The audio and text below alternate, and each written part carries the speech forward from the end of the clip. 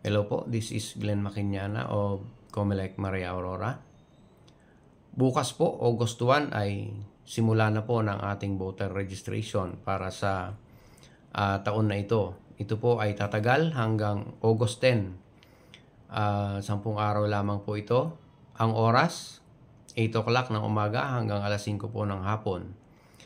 Ang po pwedeng magrehistro ay ang SK na kung saan ay 15 years old na dapat siya sa December 1. At ang mga regular voters na 18 years old pataas, magdala lamang po ng requirements, ang photocopy ng birth certificate, at sa mga regular voters naman ay photocopy ng birth certificate, marriage certificate, o anumang valid ID. Huwag po magdala ng barangay certification o barangay ID, hindi na po ito pinapayagan ng Comelec sa ngayon.